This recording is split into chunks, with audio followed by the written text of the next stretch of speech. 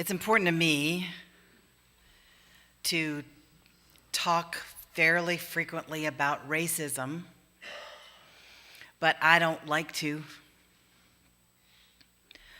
One of the great things about being white is that you really don't have to pay attention to it if you don't want to. And so I have to force myself to think about it. I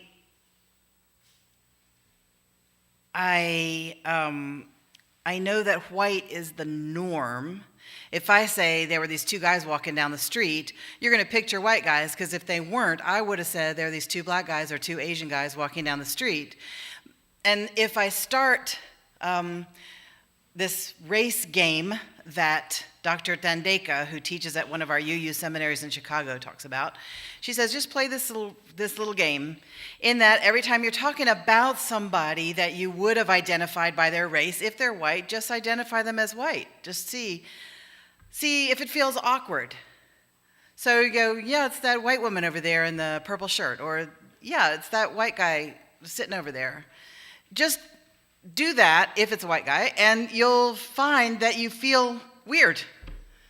And then you have to ask yourself, as an intelligent Unitarian Universalist who wants to learn stuff, why does that feel weird and awkward? And one of the answers is because white is the default of our culture, and any other color is the other color. See what I'm saying? People still, even in 2013, talk about flesh-colored to make the color that's kind of like this. That's not flesh color. That's one or two people's flesh color. That's not everybody's flesh color, but if you say flesh, everybody thinks of that kind of Band-Aid beige color. And so feeling the awkwardness puts you in a place where you're able to learn something just by observation. And it's something that many people try to articulate, but not a lot of people can do that well, so including me. So I'm just going to stumble around in here, and we'll see what we can do. I do not feel guilty about this because this is not my fault. And I know that guilt makes me feel stupid and like in despair. So I'm not going to go to the guilt place because I didn't, this is the skin color that the universe, the genetics, whatever, gave me. So I have certain advantages because I'm a white woman. And one of them is, as I watch the news, I try to think, what would happen to a white woman in that circumstance? Okay? So I could go into Barney's department store and spend $2,000 on a designer handbag, and security would not meet me on the sidewalk and handcuff me while they decided whether my debit card was legit. That just is not going to happen to me because I look respectable. What goes into that? Well, we'll ask ourselves that. I can be driving along in South Georgia late at night, and a pickup truck with a Confederate flag bumper sticker on its front bumper can start. I can notice that it's behind me, and I know that odds are pretty good if my car breaks down, those two fellows are going to help me out because of this. I love watching BBC police shows. It's not really a guilty pleasure because I don't feel guilty.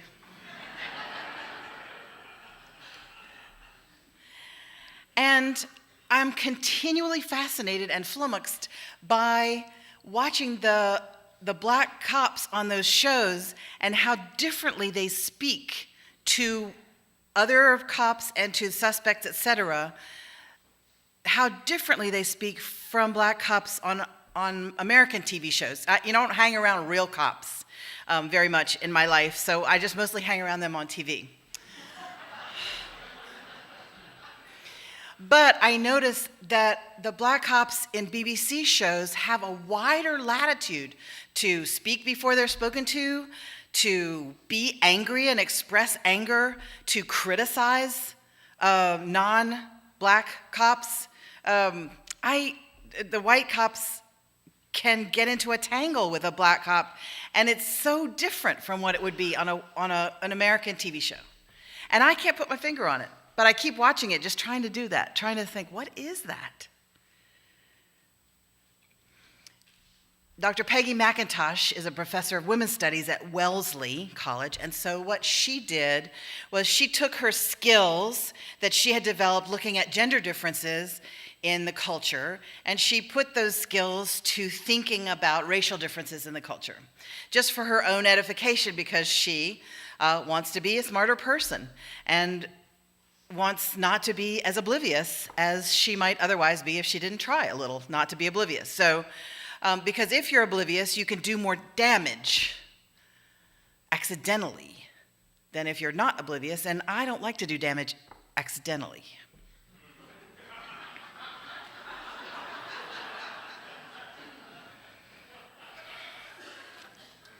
So here are some of the things she noticed, and she said she had to write them down because otherwise she would just forget them right away because she was trained to forget them right away.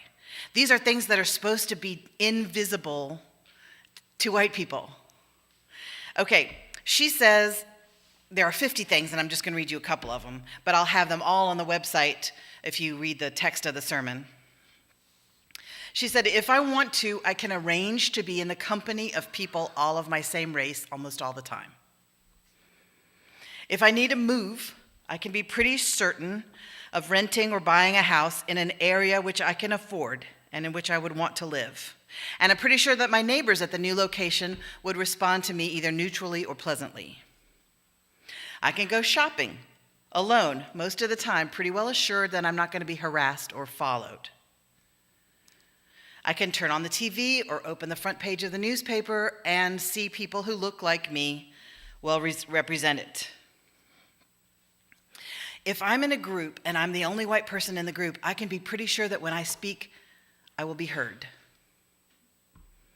If I'm in a group and there's only one person of color in that group, I can decide whether or not to listen to them. I can listen casually or I can listen with attention, and there will be no penalty to me for not listening with attention. I can swear, I can dress in secondhand clothes, I can chew with my mouth open, I can even stink, but nobody's going to attribute that to my race. If I do well, nobody's going to tell me I'm a credit to my race. If I'm in trouble and I ask to speak to the person in charge, I can be pretty sure that that person in charge is going to be of my same race. I can bring up racism and want to talk about it without being seen as having a chip on my shoulder. If I have low credibility as a leader, I can be pretty sure it's not because of my race.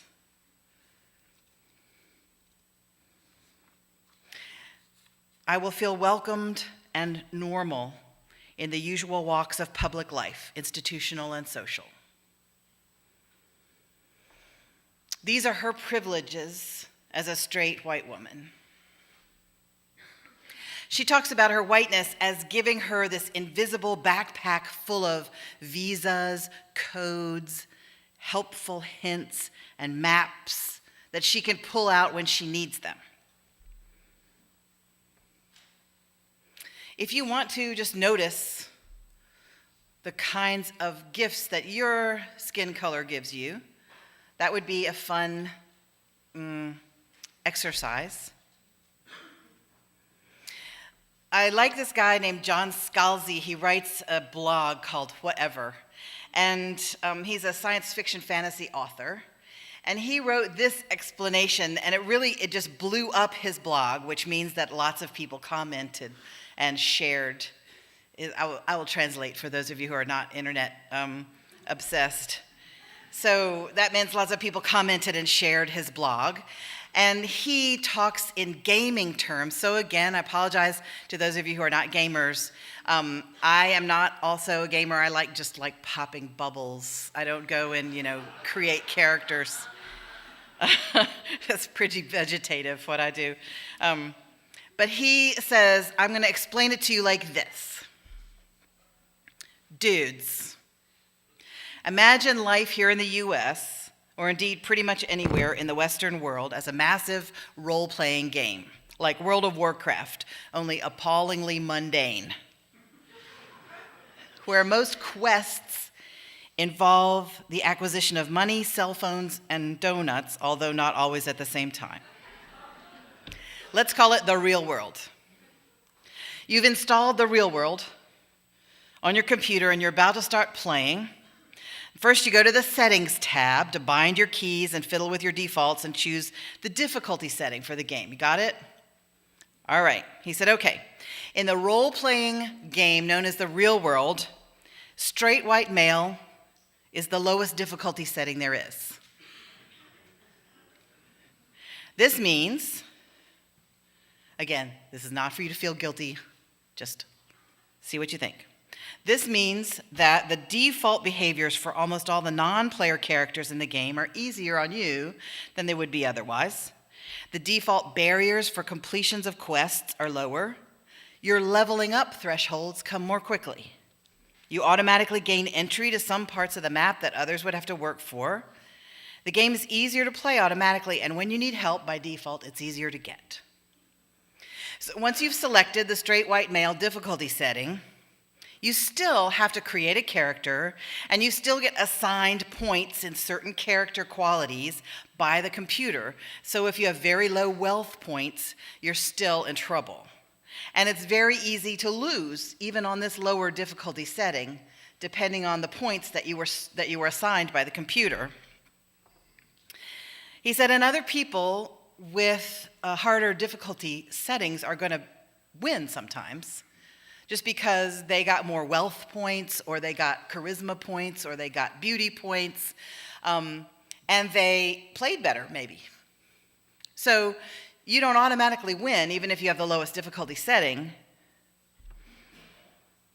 but still, leveling up, getting access to different parts of the map, it's still easier for you. Okay, he says, you can still lose playing on the lowest difficulty setting, but the lowest difficulty setting is still the easiest setting to win on. But the player who plays on the gay minority female setting, hardcore.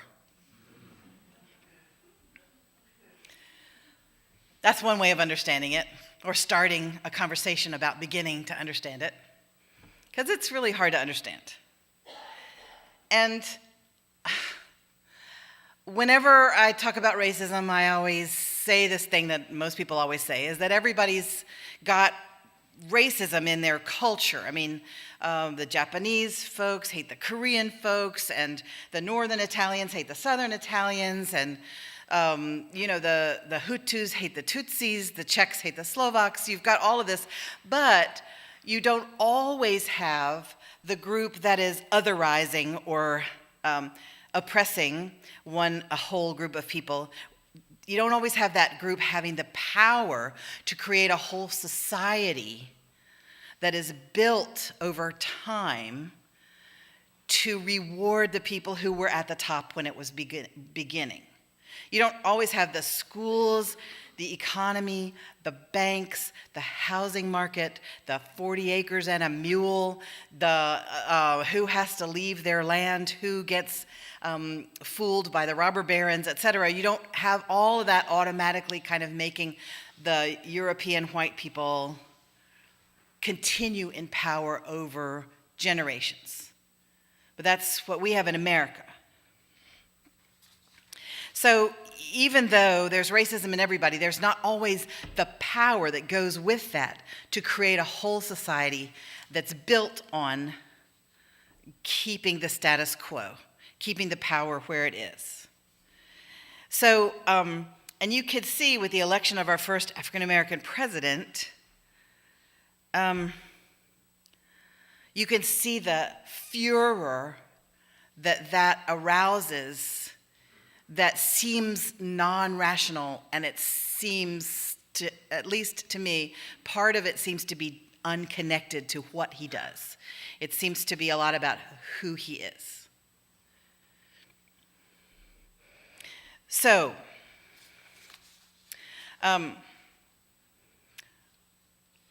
I think if the whole society has been created since its beginning to hold certain people down or make it difficult for them to achieve power and to naturally default the power to people like me, it's enough to lead me into wanting to give up, because I can't grasp it, and I don't think I can change it. So I feel despairing. And then I hear Dr. Martin Luther King's speech where he says, "Out of a mountain of despair, let us carve a stone of hope." And I think, okay, a stone, I can do that. Just a little stone. It's out of the same mountain as despair, So I think, what is the same material as this mountain? It's like, so you see how things could be and you see how things are, and that's what makes despair. But it also makes hope. You see how things could be, you see how things are. You can also have hope. And he didn't say, out of a mountain of despair, you'll carve a little jewel of hope. No, it's just a stone, and just a stone. Easy to pick up, easy to lose, easy to pick up another one. Just a little stone of hope. And I think about my friend in the 12-step program whose sponsor gave her a glass bead, and she said, just whenever you're wanting a drink, you just put this in your mouth, and when it dissolves, you can have a drink.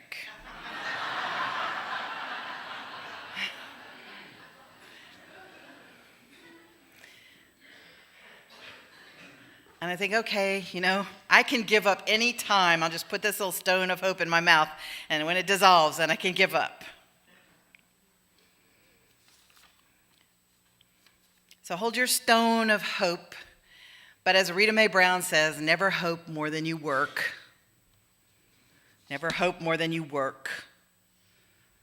Hold on, be aware, and work. And don't forget to rest. And now let us rise in body and or spirit and sing hymn number 121, We'll Build a Land.